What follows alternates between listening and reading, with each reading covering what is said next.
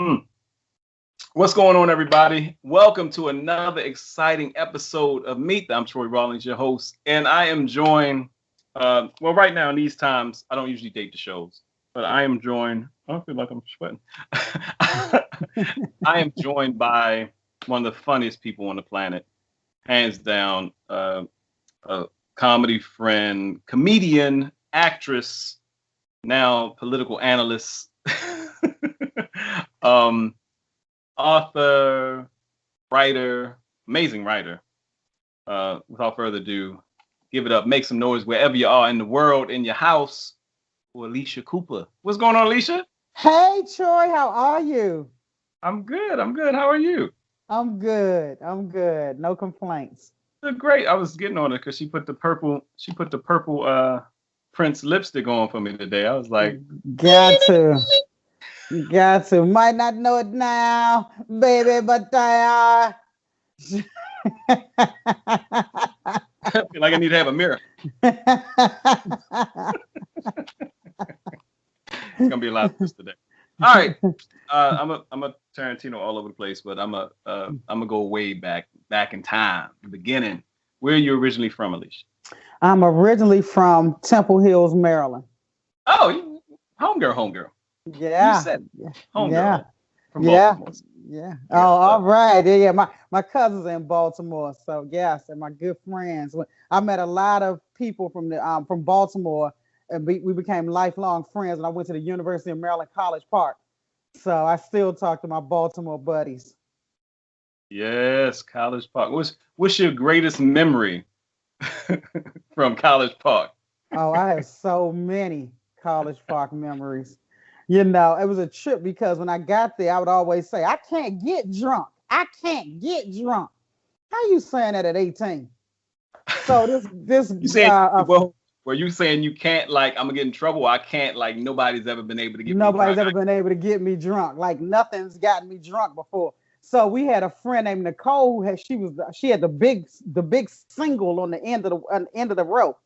So she down there making grain alcohol. I was about to say, was she from down south? But she was from New York. Oh, but she knew how to make that grain. Grain alcohol. Let me tell you, I ain't never say that again. Toe up. Two things that told me up was that and something at the time called Cisco. I don't know if they took it off the market or what, but Cisco was like liquid crack. Look, I just had this conversation last week.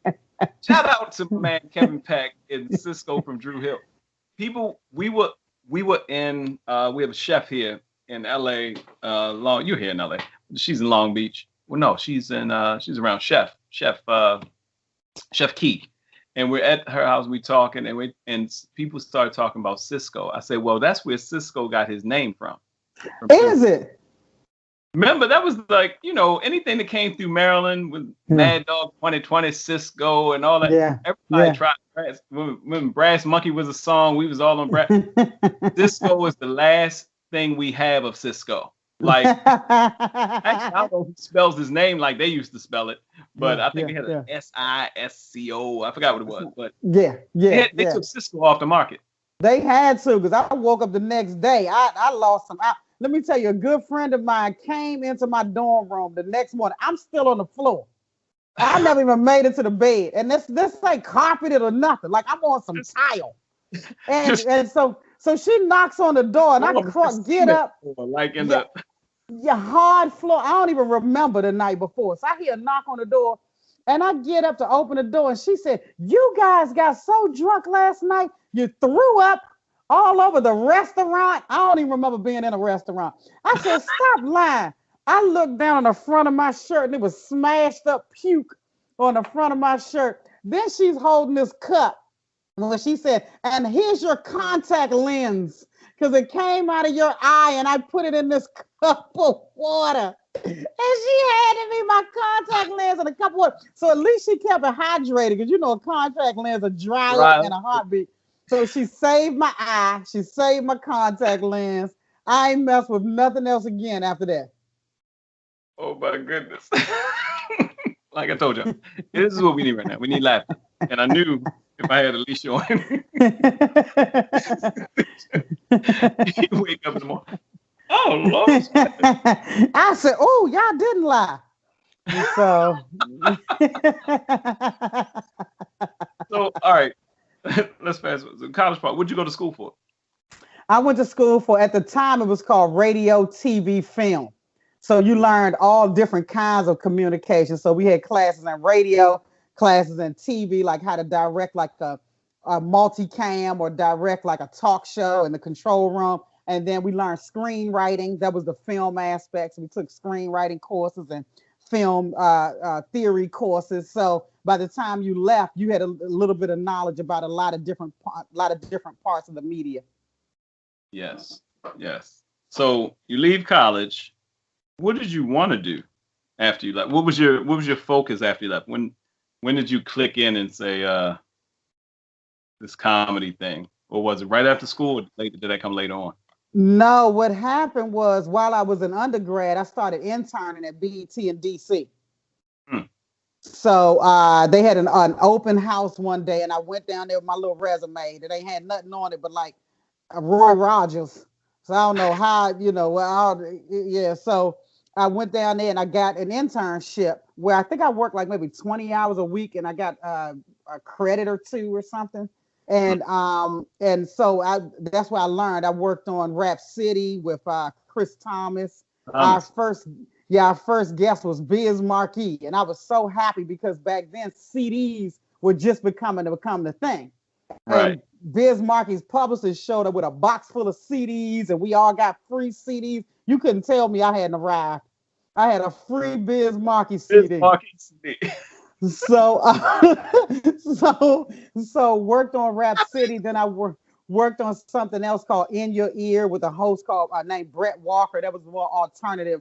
The Dion Ferrises and the Fishbones and the different alternative. Brett Walker, the one that was on the S curl box, was that the real pretty dude? Real almost unibrow. Yeah. Because what they were doing at the time, they were taking models and making them hosts. And so he fit the bill for that. Yes, that was him. And so worked on that. And then once I graduated, I couldn't get a job at BET because they didn't have any openings. So I went and worked a couple other places like Planet Hollywood came out and things like that. Then BET had an opening and I went back. So I ended up working there full time and learned a lot. One thing I learned, which I wish African Americans had talked about more, is the benefit of buying stock, because I had an opportunity to let them take money out of each one of my checks for BET stock. Before they went public? Right. Well, way before that. I'm a young Black girl. I don't understand the benefit of you taking nothing out of my already small check. I should have let them take at least $40 a pay period out. And when that thing went public, I would have been looking nice. But nobody explained to me the benefits of stock at that time. And I look back on it, I'm like, wow, they got us in high schools taking dumb stuff, home economics and crap. They should have a class on financial health and financial wellness in high school. I would have made different decisions. But, so I worked there, and then Def Jam hit, and everybody made it look so easy that I didn't realize people were writing material. Because when you don't grow up in a comedy culture, all you know is what you see on the screen, and you don't realize by the time you see these people on your screen, they've been telling these same jokes and working them out for years. Right. in their hometown. I'm thinking they just getting up there talking off the dome, and I'm like, I can do that. Right. So I started jumping on stage. Yeah, I was like, I do this on the school bus. So I started jumping on the stage with no material planned, and I'm bombing, like I should be. Right. So I was like, oh, well, maybe I'm not funny like I've been told my whole life. So I bombed like 3 times and I never went back. So I moved to LA, and I wanted to create sitcoms because I love 2 sitcoms in particular, Golden Girls and Living Single. And if you think about both of them, they got the same 4-point opposition. It's the same. Like Queen Latifah's the Dorothy, Kim Fields is the Blanche. It's a younger Black version of the Golden Girls if you just look at the 4-point opposition. So I said, I want to create a show. I want to create a sitcom. Betty White. Right, exactly. Kim's Betty. So I was like, I want to create my own sitcom. So that's why I moved to LA. I didn't know what it entailed. I didn't know how difficult it was going to be. It's very difficult. And especially as African Americans, because there's so many roadblocks in your way, from getting an agent to getting a meeting to getting an opportunity, from getting an entry-level job. There's so many barriers up. And most of the time, you're going to have to work on an African American show, and there's not that many of them. So I had no idea just how monumental a task something like that would be. And then after I got out there, I was still working in television. I was producing talk shows. Shortly after that, reality television hit, and the scripted work started dying for the non-scripted, because it was cheaper to produce. And, so I never got my shot at creating my sitcom. I got a whole hard drive full of sitcoms. Hadn't gotten my shot yet, but I will. And, so then I started doing... I got some people just watching us now. I'm just letting y'all know. I got some fire shows in this hard drive. I just need an opportunity. But, so then I started doing stand-up. And sort of got pushed into it because I was working on a show at BET called O Drama. The hosts were Kim Whitley, Vanessa Bell Calloway, and Mari Morrow. And one of the other producers named Rawlings, she worked on the Martin Show. She said, I want you to do stand-up this Friday on my show. I'm doing a show called The Next Big Things. I'm doing 2 rappers, 2 singers, and 2 comics or something. And I said, Doris, I don't do stand-up. I tried it. It didn't work. And she said, but you're the funniest person in the office. I was like, well, how hard is that to be? We sitting in a bunch of cubicles in a barn. Yeah, I was like, how difficult is that to be? I said, I got my own shows I'm working on, Doris. I can't do that. She was like, well, you're booked. I said, oh, hell no. So I went and got a book and started looking through the book on how to structure a joke. Your joke. And so then I was like, oh, this is how you do it. There's a formula to this. So I wrote because I was only doing 3 minutes on the show. So I wrote some stuff. But back then 3 minutes when you was first starting out feels like 3 hours. So I'm trying to write some stuff down. And then I said, well, dang, I need to at least try to say it before I get on national TV. So I go down to the Ha Ha Cafe in North Hollywood and I ask, can I get some time? And they're like, okay, well, you can go up first. So I said, okay, good. So now you know how this works. Going first sounds like this is a good spot. What you don't realize is these hosts go up and do an hour before you. So I'm like Shaquille O'Neal on the free throw line. I'm getting frozen out.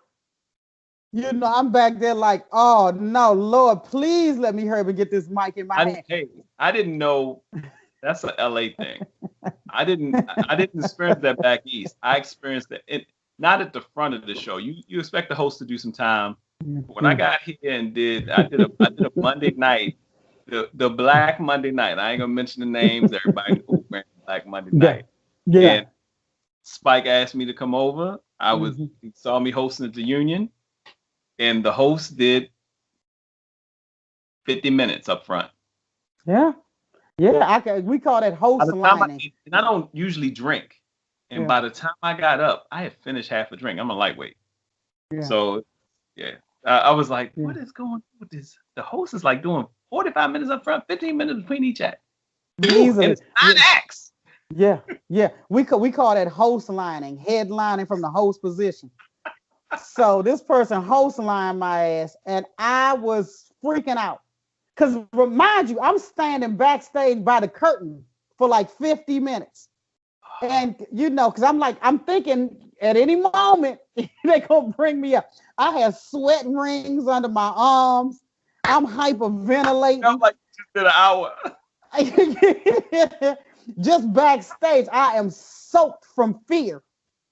So finally, he calls my name, and I go out there and I work on my little stuff. And some of it worked, some of it didn't.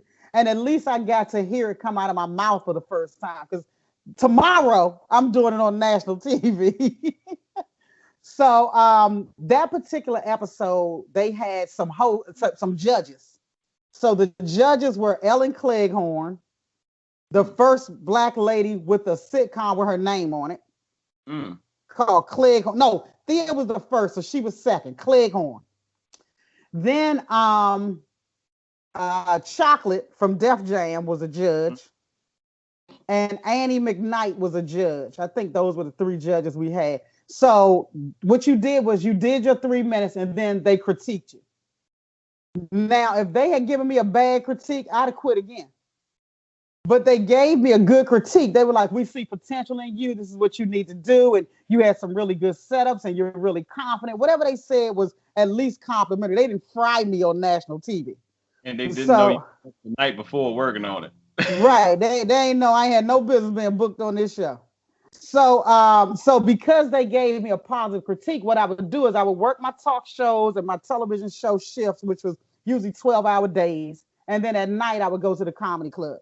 But I was only doing it as another creative and social outlet from my monotonous day jobs. And I wasn't doing it to be a comic. I wasn't doing it as a profession. I was just doing it for fun because it was fun. I had a good check coming in. So I would just go do comedy at night because it was fun for me. I never thought of it as a career for me. And then around 2008, I burned out of reality television. I burned out of all of that. And I said, well, let me start trying to do colleges. And then, that was a whole different horse of another color. I would be in the middle of nowhere, getting a rental car, and the cell phones, the signals don't happen in the middle of nowhere. So you're just driving and driving and driving. One time I was on E. There was not a gas station for miles in the middle of nowhere. And I'm freaking out. It's dark. It's after a show. I'm nowhere near a gas station. My gas light is on. Can't get a signal. I mean, that wasn't fun either. So, so then I just had to take it seriously. And I started going overseas, performing for the troops. That wasn't bad because at least you guys go as a group. Right. So you can have fun with your comedy comrades going overseas. That college thing is just all you. By yourself. And they like oh, and don't get the lunchroom shows, the middle of the day where everybody eating and the kids walking by. Yeah, give me some of them tater tots. You don't want the lunchroom shows. Right. Yeah, they one you ain't yeah, I mean that was so yeah. So, but I ended up by default becoming a comic full time.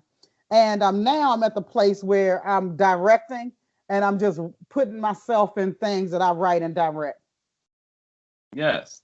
All right. I call this my third act. The third act. But it's so funny because you are naturally funny and that has to come across somewhere. I think I'm thankful for the cats that when I was hosting I was hosting shows and hosting events and everybody kept saying I was funny. And then I got picked as a host during this competition. We're looking for a host. So we have different people come up and try to host. So I went and hosted a band night in this competition to be the host. Like I ain't big on competitions at all. But this competition was easy because they just judging who's the best host out of these weeks. I did the first week and that night they was like, I think we found our host. Oh, that's awesome. And I started hosting the night, and the guys that own the club said, man, you funny, man. You should have your own comedy night. I said, yeah, one day. He's like, what night you want? I was like, oh, now?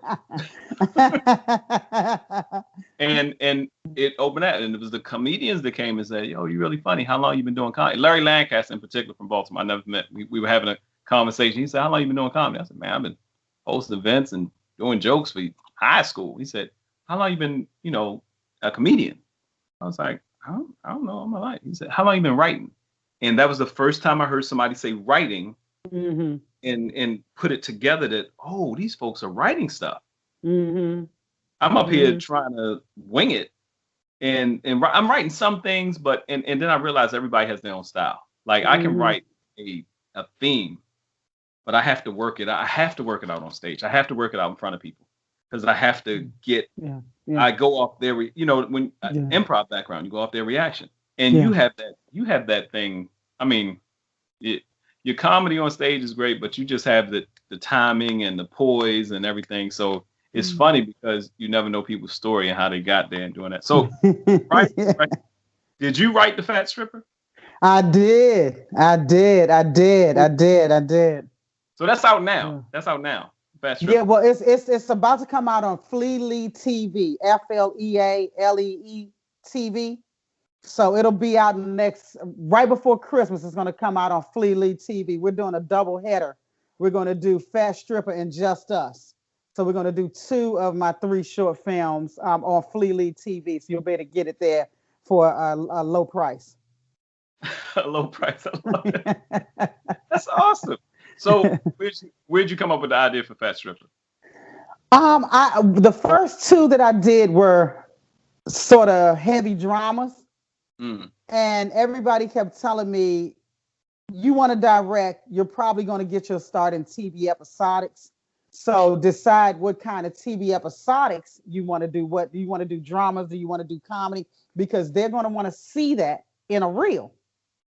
So I was like, okay, well, it definitely would be comedy. So I said, well, I'm going to need to direct a comedy because they're going to look at these 2 dramas and not be able to make the leap. So I said, well, you're going to have to write your own. Now, I'm not going to be able to scrounge up enough money to do a comedy feature. Because to do a feature well, you're going to need about $300,000. So I said, I can come up with some money, and I'll use that to do a 20-minute short. Nice. So I said, now, what story would you like to tell in 20 minutes? It has a really good beginning, a middle, and an end, and it's funny. So then I started thinking about the pandemic and how we're all affected by COVID-19. Our work has come to a halt. And so, how... Wait. You did this movie during the pandemic? I did 2 movies during the pandemic. Don't y'all say nothing about no excuses. No excuses. I don't want to hear nothing. Yeah, I did 2 movies during the pandemic because I can't just sit around like that. You know, my mind is too idle. Then I start stressing out about what's going to happen in the future. So I'm like, you know what? To calm your stress level down, try to do things that will set your future up and put you in a better place in 2021 than you were in 2020. Something happened with Skype and Alycia, like I called her, she's like, oh Lord. I was like, is this Alicia's mom? Lord Jesus, they done my laptop and the Skype is dancing. There's people naked outside. I was like, what are you talking? Hold it to your phone. I'll call you back.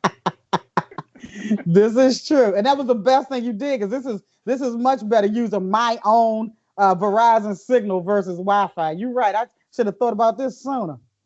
But yeah, so I said, so I did a drama in the pandemic. I did a drama in July, and I did a comedy in August.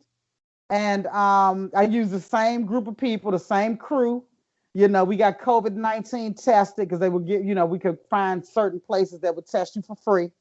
And I had everybody's food and stuff and snacks individually packaged. We were socially distanced. We had on masks, and gloves were provided for anybody who wanted to wear the gloves. And the strip club was a huge strip club, so it was easy for us to stay away from each other. So I had to think of a comedy that I could do in a COVID, and it just came up with an idea of a girl who, because of a pandemic, had to go back to a job she worked 20 years ago that's going to be sneaking people in through the back door, regardless of what the governor says. And it's a strip club, but she done gained weight over the last 20 years. But she going to go back like she ain't gained a pound. And so, and try to get her old regulars back. And it ended up turning into a romantic comedy. So it didn't start out as a rom-com, but that's what it turned into over the different rewrites.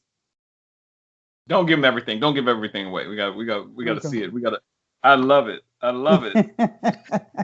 Hey, because OnlyFans is being advertised in like church pamphlets now. They're everywhere. It's like, hey, trying to get your tithes up. OnlyFans. Right. OnlyFans. Everybody got an OnlyFans. They said something in the paper. I saw the paper or news. They were shaming some nurse or something. She got shamed in New York somewhere because they found out she had an OnlyFans page, and she was like, "Hey, I'm just, I can, y'all paying me $500 a week. OnlyFans can pay me $500 a night." Right. She ain't say she didn't want to pay just because she became a nurse. She got other interests. She got other things. Yeah, she got other things to do. So Just Us is the drama? Just Us is the drama. So yeah, before that, the very first one that I did in 2019 is a half hour called Trade, Trade. So that was the first one. And see, the thing about directing is, in order for you to get the interviews for the jobs, they're going to want to see your director's reel. And to only have one thing on a reel, you're not very competitive. So I had to get 3 things just to be competitive for this work when I turn in my director's reel. So I think these 3 I think that's a good representation of my work. That is amazing, Alycia. That's a big deal, because we don't give ourselves props for, let alone this, because this is not small victory stuff. This is big deal. This is like, I want to be a director, and you end up doing it, and putting it out, and finding out ways to monetize it, and phenomenal. So what suggestions can you give people? Because I've met a lot of people, men and women, who are interested in doing their own production. They have an idea, they want to do it. What are some of the things you could tell people that are heading that way, that are interested in starting their own production? I would, you need to ask yourself a lot of questions too, because you need to know what type of director you want to be. What type? Do you want to do animation? Do you want to do sci-fi? Do you want to do horror? Do you want to do drama? Do you want to do comedy? Do you want to do romantic comedy? So figure out exactly which lane you want to focus on and then study it. I've taken a lot of classes. I've taken a lot of directors classes at UCLA. I've taken, classes from that I found online that other people have been given, and I'll research the instructor. And I always, even with actors, I've taken acting classes. The classes really do make a difference. If you want to be a director, you don't act, still take an acting class, because you need to know how to talk to directors. I mean, you need to, as a director, you need to know how to talk to actors. So, and Ava DuVernay said she did that because she wasn't an actor. She took acting courses. Learn lenses. You need to know which lens works better for which shots. You need to learn every part of your medium, because you don't want to be the one on the set who knows the least. That makes people lose confidence in you. And people don't want to give you money when you don't know what you're doing. So the best thing you can do is get well versed in what it is you want to do. Know how to do, your shot list. You might want to storyboard your scenes. There's so many things that go into this, and it all is in an effort to give you the most productivity. If you go to the set and you're prepared, you can get a lot done in your 12 hours. If you're ill prepared, you'll look around, half the day is gone, and you still on like the 3rd shot. So you just want to, time is money. So the better prepared you can be, the cheaper it's going to cost. And that's why people hire the same directors over and over again. They know that these people can give them the most bang for their buck. And I've been on a couple sets. I've been on sets when it flows like, I remember going to taking the NBC tour, and I tell people, if they're in the industry, there's a lot of people in the industry moved here, and some people lived here. They've never been on any of the Hollywood tours at all. I was like, you need to take some studio tours. If you want to be in the industry, look at what they do. And I went and did the Tonight Show, and Jay Leno was there, and you're talking about a well-oiled machine. And I've always wanted to have my own talk shows and host and stuff like that, but to see that, and he was like, what we doing here? We're gonna, what we do? We're gonna tape, and the tape we do is gonna be live unless something happens, something crazy happens. Then what you see here is what you're gonna see tonight. And they were. It was machine, and coming from back east, working on different projects and seeing how hard it was for people to just do basic stuff and to look at, of course, it's a multi-million-dollar machine now, but yet it's still a professionalism. And I've had people work with me on stuff, and we all, like you say, all day on 3 shots. It's like, we've been out here 4 hours. Like, we just trying to get this one more shot. It's like, there's a 5th side of you. I'm trying to find it. Yes. So directing. So what feels better to you? Is it being in front of the camera or behind the camera? This Fat Stripper was a major undertaking, because you can't be in front of the camera and behind the camera at the same time. So you have to wear so many hats, and you're trying to stay in character as the lead, but then you got to jump out of character to go As soon as direct you cut, as you got to soon as say you cut. cut. So yeah, exactly. You're literally saying cut. And I mean, it is such a major undertaking, and I'm glad I didn't do it to my third project because it was a lot. I mean, I remember when Denzel, I think he directed The Great Debaters, and he was talking about how exhausted he was afterwards. And I completely get it because when you're in it and you're directing, you're wearing two hats right there. You know, when you're the director, everybody comes to you on that set with their questions. So, and you're trying to stay in your head as the character you're playing. I was about to say. You know, and I'm trying to be funny, you know, so it's like it was a major undertaking. So I learned so much, and I'm glad that I did it on my own dime and nobody else's, because I didn't have that extra stress of the production and the studio is over here watching while we're taping, or I got to send back dailies so they can see what we've done so far and get it approved. That's why I'm glad I did it this way. But Yeah.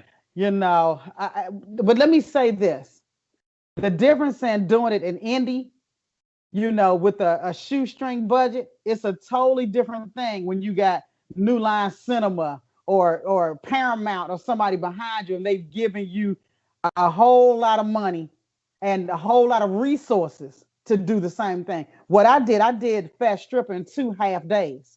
If I had some real money, I would have spent the whole day in the strip club. You know, I would have had 80 angles of everything. You know, so Everything. so it's more difficult for me doing it this way than it will Right. ever be for me to do it with a studio behind me. So, got Fat Stripper done. You started doing. You already had the TV um, production and even behind the scenes background. So, when did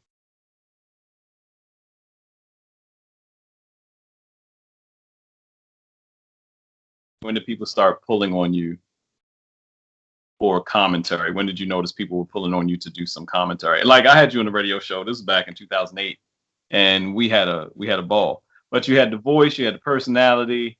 You were comfortable there in the studio. We had Stephen Russell from Troop on. I gotta go back and look. It's still on YouTube, y'all. So if you go to Taboo Radio, so on it, that voice you hear in the background yelling. No, so yeah, you said when did I know that I could do the political commentating? yeah. Well, you know what? Even when I first started doing comedy, my love was current events. You know, so I love talking about if something happened earlier that day, I want to talk about it on stage later that evening. You know, when Michael Sam got drafted by the NFL and immediately started tongue kissing his white man on ESPN, that same night, I was booked at Chocolate Sundays at the Laugh Factory, and I talked about it that night. Right. You know, it's fresh on everybody's mind. You know, it's international news. Right. I'm like, God dang, I said, black people, I said, we're destined to be poor. You know, I said, because we can't get a rich, straight black man or a rich, gay black man to stay in the community. So, so you know, I prefer to talk about what's happening now, and it just works well with my personality and my interest to do the political shows because I'm interested. I'm naturally curious, so I'm interested in what's happening in all areas of life already. I'm already naturally interested, so it just works out well. So, what's your ideal project now? What's the one thing you really want to do that, and if you could get any funded or not, but even especially if you could get it funded the way you want to, what's the ideal project that you want to work on? I've written two comedy features, and I would like to get the funding to make them.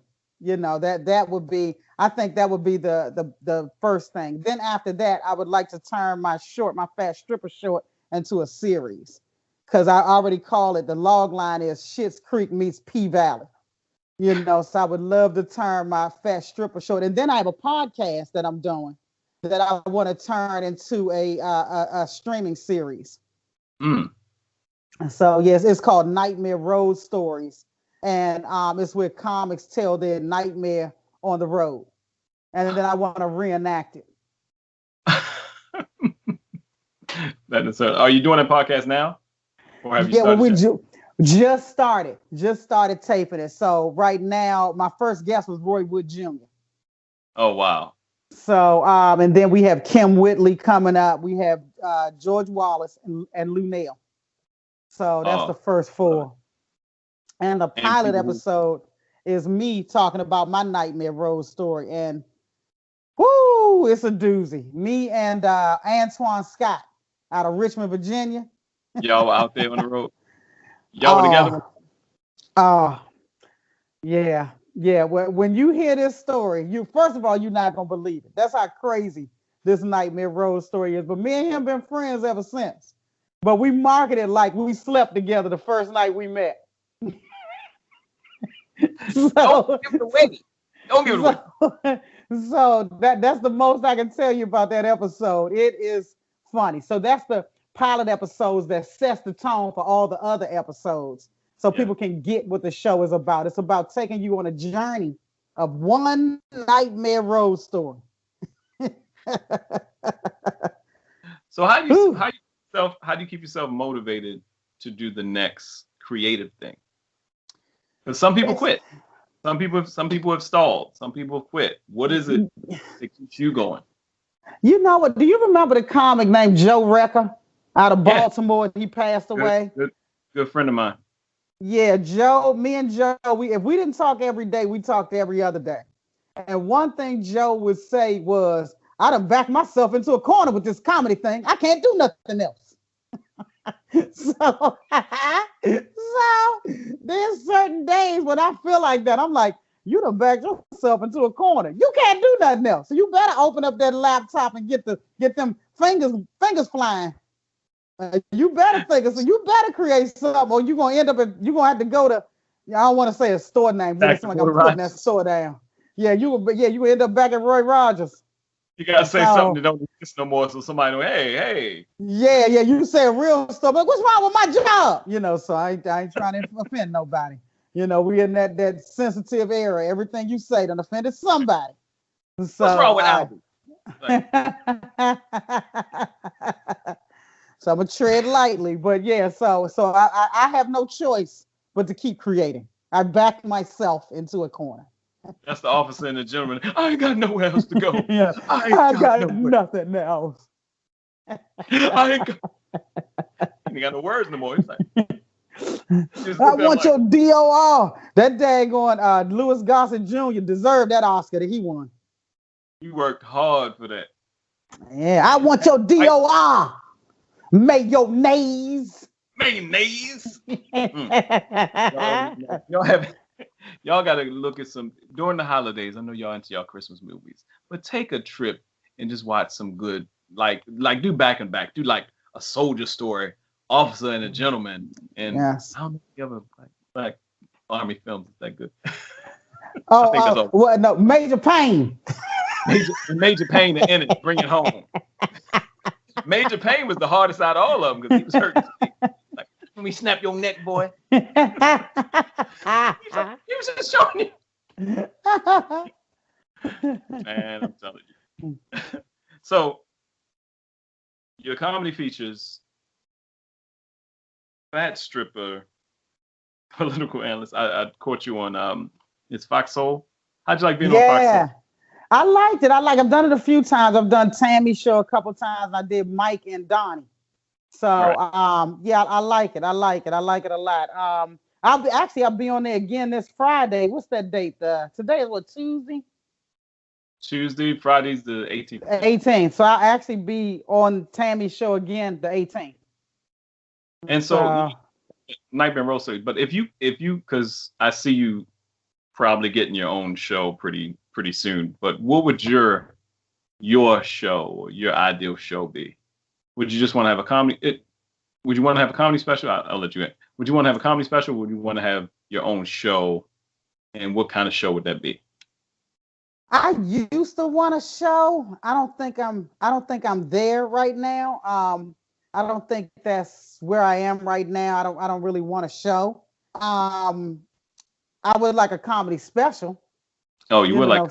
Yeah, something that's a one-off, because I'm doing so many different things that I want to be tied down to any one thing too long. If you get a show, you on that set 5 days a week, you pretty much that's all you're gonna be able to do.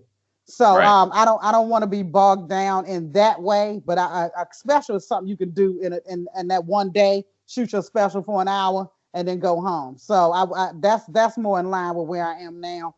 And I just want to keep working on my different projects and my different interests, because I got a lot of them. I love it. I love it. All right. Before you get out of here, anything you want to say to people about, I don't know, pandemic, politics, something hilariously encouraging, of course. Well, I mean, the pandemic was a good thing. It forced a lot of people to spend time with their badass kids. Right. And they now know that it ain't the teacher, it's your kid.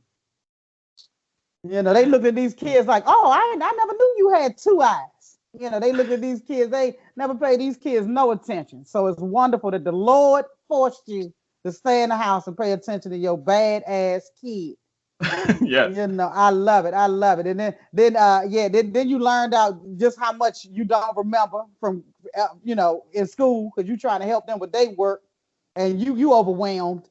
You trying to keeping it together. When you're looking at it, you're like, but you know this. I know you know this. Yes. It's a 5 here. It's a 30 here. You know your 5 times table. You feel yourself getting like, hold up. My daughter shouldn't have to see me taking a deep breath like I'm Anthony Joshua just got knocked down. Yeah, so in this pandemic, people now know they Wi-Fi ain't up to par. Get up off that dial-up and get you some real Wi-Fi. Hotspot ain't gonna work. School Hotspot ain't gonna work. And stop and get dressed. Stop being in the back of your kid video butt naked, trying to cover your nads. You about to get charged with being a sexual predator or something. Put some clothes on. The kids think it's funny though. They will push that button and say, "Let me get out the room." Boom, boom. They sure will. Yeah. You're butt naked, and clean the rooms where y'all having these classes. The room look like Chernobyl. Clean the daggone rooms up before you turn these cameras on. But the best thing about this pandemic is people have to wear masks, because people with bad breath know they got it now.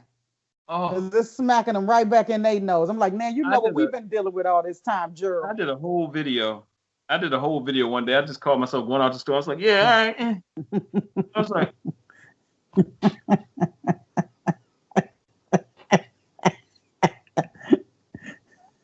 I had to do it. It was so bad. I had to do a video. I was like, man, look, y'all, you used to think you could just run out the house. Women, y'all, sometimes, but guys, we're just gonna have on some sweats on, run out the house, and be in the grocery store like, yeah. No, man. Ain't none of that. Women, we done saved a lot of money on lipstick, because we ain't got to put it on no more. But I noticed the same men that won't wear masks won't wear condoms. It's a correlation. That's a huge correlation. Actually, you get away with one and not the other now. Women like, you bringing a mask over here? A mask? Yeah, I can bring a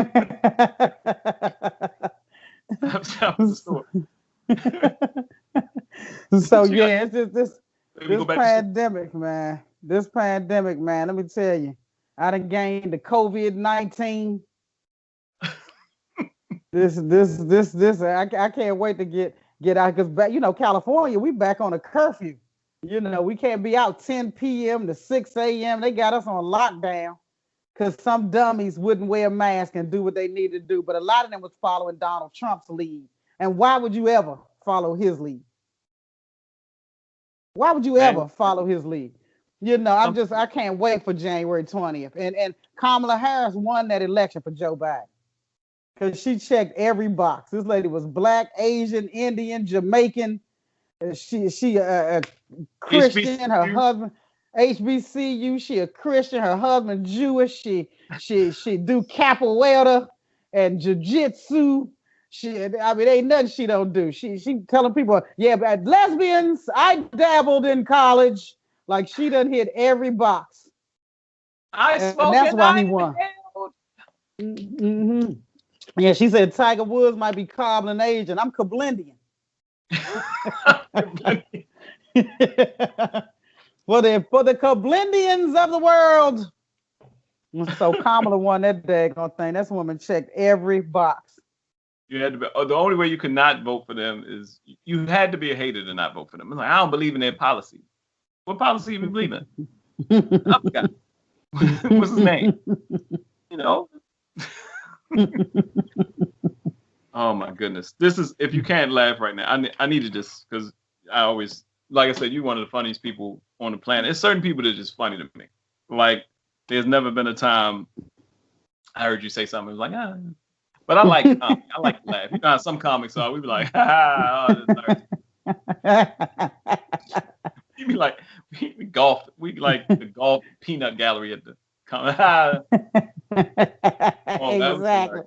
Yeah, that one. Yeah. That one. Write that down. It's like, stop. Enjoy yourself. That's why you started this. But you always seem to have fun. Like it reminds me of Tony Baker. I remember I first worked with Tony Baker and saw him and started booking him. I was like, dude, you're one of the most original, funny comics I've ever seen. Yeah. Like, oh, man. Yes. He was doing a joke about falling back in the shrubbery. He was like, oh, y'all think okay? Yeah. He just falling back in the shrubbery like he was watching The Simpsons. I was crying. He's like, what's so funny? I was like, you never felt like you just wanted to disappear? Like everybody just stopped talking to you. So I have a good sense of humor. So, and you remind me of old school comedy that can be anywhere. So I appreciate what you're doing, young lady. And I gotta keep supporting you. I gotta have you on again. We have some more things coming, but I gotta get you on some live stuff too. But I appreciate you, Alycia. Let everybody know how to get in touch with you. You can get in touch with me on Instagram at Alycia Cooper 2, ALYCIA COOPER 2, and follow my Instagram movie pages. I have a movie page for Fat Stripper. I think it's like at Fat Stripper Movie.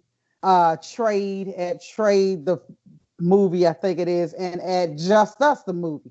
So if you could follow those Instagram pages, I let everybody know when and where they can see the film. So yeah, that would be great.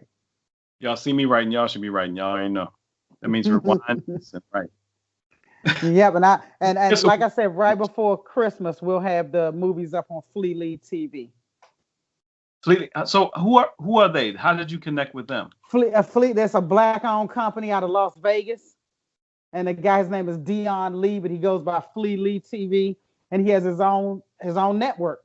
So once you see the movies, you can, from your phone, if you have a smart TV, you can just click, and the whole movie will go correspond with your TV, correspond with your laptop. So Fleet Lee and I decided we wanted to work together and just push our projects. And his platform is a platform that other people can also talk to Fleet Lee and see if they want to put their programs on his platform, because he has a pretty decent following.